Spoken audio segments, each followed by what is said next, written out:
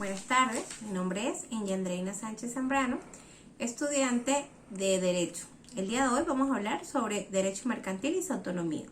El derecho mercantil puede definirse como el conjunto de normas jurídicas que se aplican a los actos de comercio legalmente calificados como tales y a los comerciantes en el ejercicio de su profesión. El derecho mercantil es una rama del derecho privado que tiene por objeto regular las relaciones entre los comerciantes y entre aquellas personas que, si son comerciantes, ejecutan los actos de comercio. El derecho mercantil es una rama que se encarga de regular las actividades comerciales en la sociedad, todo lo referido a contratos y acciones de comercio. Pertenece a la clasificación del derecho privado, es decir, las normas que tienen que ver con el ejercicio del comercio entre las personas.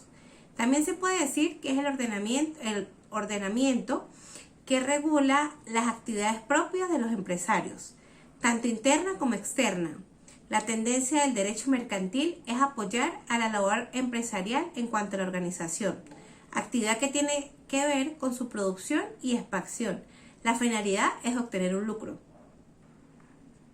El derecho mercantil permite que se puedan satisfacer las necesidades, intercambios de bienes y servicios en el área comercial, que va a evolucionar según las características que tengan las actividades comerciales de una nación. Además, que este marco de legalidad que toma en estas relaciones transmite confianza y respaldo a las personas naturales que se conforman en jurídicas para poder llevar a cabo las diferentes funciones del ámbito empresarial y de producción. Al parecer existe una controversia entre los juristas sobre la autonomía del derecho mercantil. Entiéndase como la rama del derecho que regula las personas, las relaciones, los actos y las cosas que tienen que ver con el comercio. Esta rama del derecho reclama autonomía, es decir, la capacidad o potestad de tener sus propias leyes y aplicación de la misma en forma separada del derecho. La autonomía del derecho mercantil se fundamenta en los siguientes aspectos. Posee su propio orden normativo, su propio cuerpo doctrinario, jurisprudencia y propio método didáctico. Antecedentes históricos del derecho mercantil. Se considera que una de las primeras manifestaciones en el mundo sobre el intercambio comercial fue el llamado trueque, entendiéndose que esto es una acción que en la edad antigua se presentaba con el propósito de obtener alimentos o algún otro servicio, que con el pasar del tiempo ese trueque buscaba la obtención de una ganancia. Es importante también mencionar como uno de los aspectos de la evolución del comercio, principal actividad que viene a regular el derecho mercantil, fue con el surgimiento de la moneda, que las ciudades comenzaron a desarrollar para perfeccionar estas actividades económicas. Es en Roma donde las relaciones comerciales estaban regidas por los contratos, por ser uno de los instrumentos jurídicos que se utilizaban en la época. Es de hacer resaltar que para toda negociación se usaba por ser uno de los medios confiables para las transacciones. Sin embargo, por ser muy primitiva estas leyes, no había una especialización del derecho para abordar como una rama judicial, tal como es hoy el derecho mercantil. Entonces se guía por las normas establecidas en el derecho civil. En la Edad Media se consideraba que fue cuando nació el derecho mercantil. En esta época se vieron muchos cambios políticos, económicos, sociales, entre otros. Esto trajo como consecuencia el surgimiento de nuevos movimientos políticos, tal como fue el feudalismo. Se puede decir que este periodo se divide en dos importantes etapas, en la Edad Media Alta y la Edad Media Baja. En la Edad Media Baja se ubica en la trascendencia del comercio.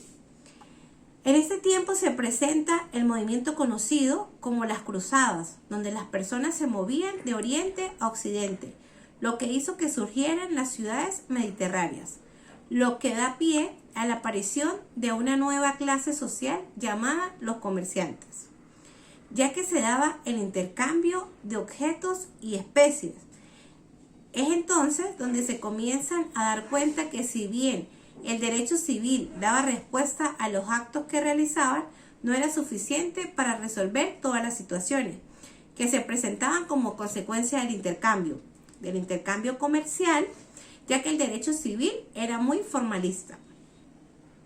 Es a partir de allí cuando los gremios comienzan a proponer sus propios estatutos en base a la actividad que realizaban y para la solución de conflictos